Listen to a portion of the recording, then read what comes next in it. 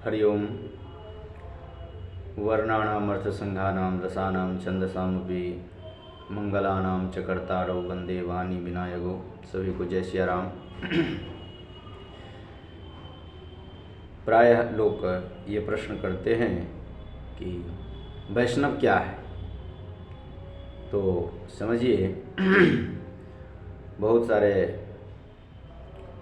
पुराणों में बहुत वैष्णवों का जो ग्रंथ है उसमें वैष्णव का चर्चा बहुत गंभीर रूप से है।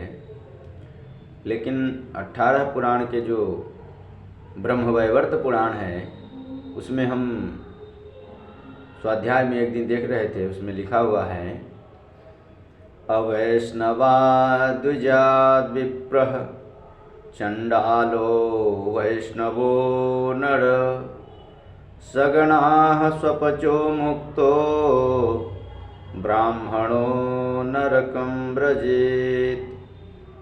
कहने का भाव है उस श्लोक का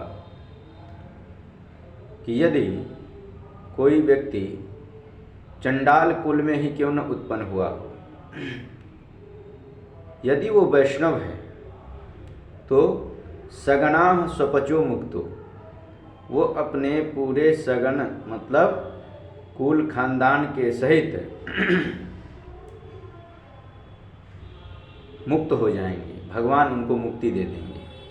लेकिन यदि ब्राह्मण कुल के भी व्यक्ति क्यों न हो,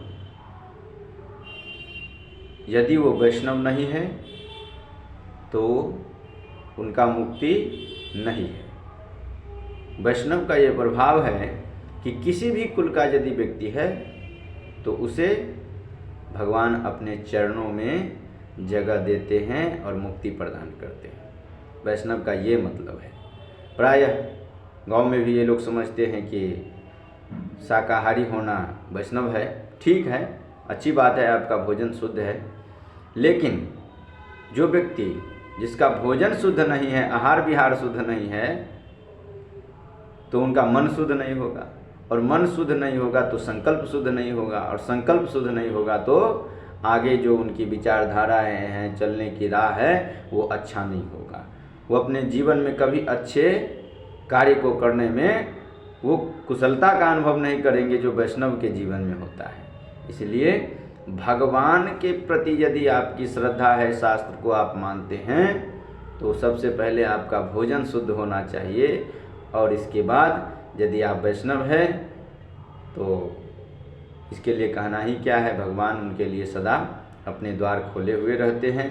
और ये नहीं है कि यदि आप अवैष्णव है तो वैष्णव नहीं हो सकते हैं, हो सकते हैं।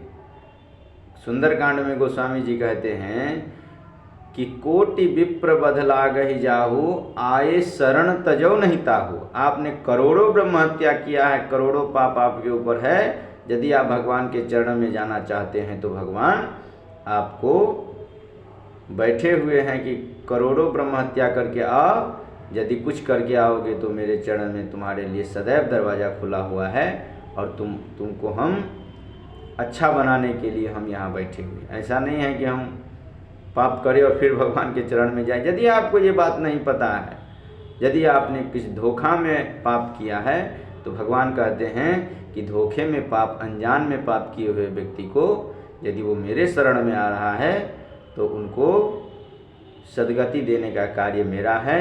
क्योंकि ईश्वर अंश जीव अविनाशी, जीव टूटेगा तो जाएगा कहाँ, जाएंगे वो अपने अंशी के पास।